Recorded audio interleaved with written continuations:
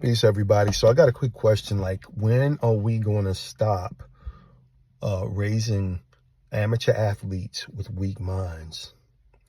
These young men, the first thing we're teaching them is how to catch a football, or how to shoot a basketball, or how to swat a ball, or whatever. And that's cool for recreation.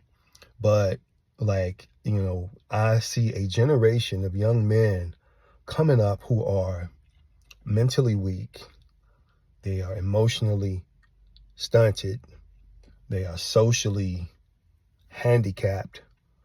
And we think that their ticket is going to be signing a contract on a professional NBA, NFL team.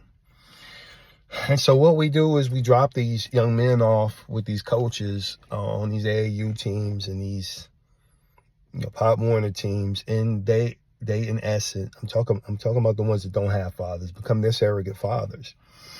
And some of them are good, some of them set good role models, and some of them get out there and act a fool and hoop and holler just like some of the parents do.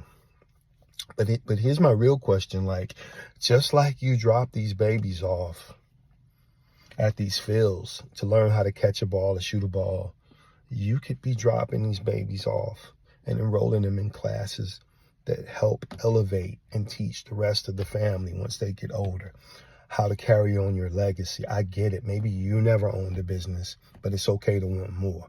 Maybe you never got your degree at a business college, and I'm not saying that they need to get one, but it's okay to want more for them.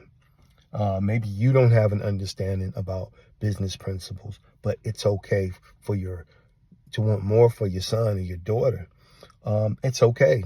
And and all you have to really do is, just like you found out how to enroll them in a sport or whatever, you can also find out how to get them in a little business after school program where they can shadow a community leader that owns the business, or take them to a community college where they can go and learn the principles of business just to get their interest up.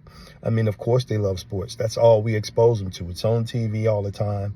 And, don't even get me started on how we stick these tablets in front of them, and they're spending time on TikTok and whatever, and it's just assaulting their self-esteem, because these people in another country with this content are telling them who they need to be. And if they're not this, if they're not being the jester, if they're not being the comedian, if they're not doing the latest dance or doing the latest prank, then, they don't matter.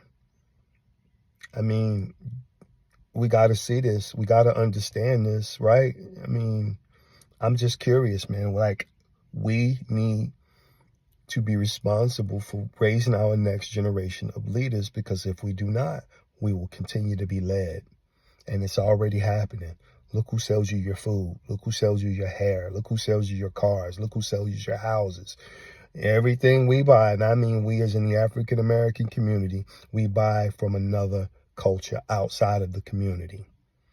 And there's a reason for that. It's because people our age and the ages below us are becoming a lot more and more less skilled at business ownership and productivity. And all we're thinking about and all we're being trained to do is become consumers. Consume. We're the ones in the nail shops all the time. I walked through the mall the other day. All I seen was us sitting in there, middle of the day, getting our nails done. And I'm thinking, wow, you would think that we're millionaires and billionaires and all we can do is sit around and get that. I'm just saying, it's just something to think about. Later, guys.